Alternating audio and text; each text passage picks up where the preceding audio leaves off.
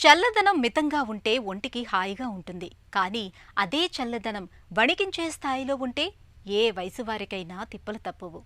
మిగతా సీజన్లతో పోలిస్తే చలికాలాన్ని పెద్దలకు కాస్త కష్టకాలంగానే చెప్పుకోవాలి.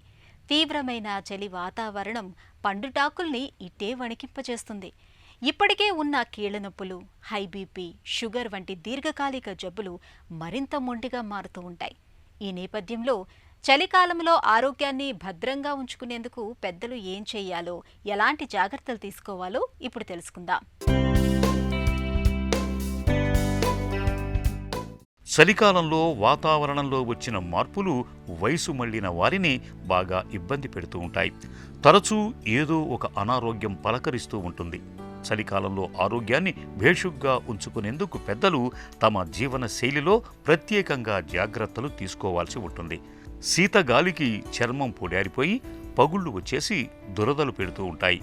ఈ పరిస్థితిని నివారించుకునేందుకు రాత్రి పడుకునే ముందు చర్మానికి కొబ్బరి నూనె, ఆలివ్ నూనె వంటి వాటిని రాయటం మంచిది. చల్లగాలికి ఎక్కువగా తిరగకపోవటమే మంచిది. బయటికి వెళ్లాల్సి వచ్చినప్పుడు నిండుగా దుస్తులు ధరించటం, స్వెట్టర్ల వంటివి వేసుకోవాలి. చెవులకు మఫ్లర్లను ధరించాలి. ఇప్పటికే ఆస్తమాతో బాధపడుతున్నప్పుడు ఈ జాగ్రత్తలు మరీ అవసరం. ఆస్తమా పేషెంట్లు ఇంట్లో ఉన్నప్పుడు తన గదిలో తగినంత వేడి వాతావరణం ఉండేలా ఏర్పాటు చేయాలి.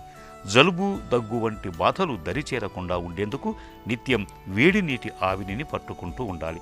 పాలలో కాస్త మిరియాల పొడిని కలుపుకొని తాగటం వల్ల దగ్గు, గొంతు నొప్పి వంటి సమస్యలు రాకుండా ఉంటాయి. చలికాలంలో కీళ్లన్నీ బాగా బిగుసుకుపోయి కదలికల్ని కష్టం చేస్తూ ఉంటాయి. ఈ సమస్యని నివారించుకునేందుకు కీళ్లను తరచుగా కదిలిస్తూ ఉండాలి. సమయానుకూలంగా ఏదో ఒక వ్యాయామం చేయటం, కాసేపు అటూ ఇటూ నడవటం వల్ల కీళ్లకు మంచి వ్యాయామం దొరుకుతుంది. నొప్పుల నుంచి ఉపశమనమూ ఉంటుంది.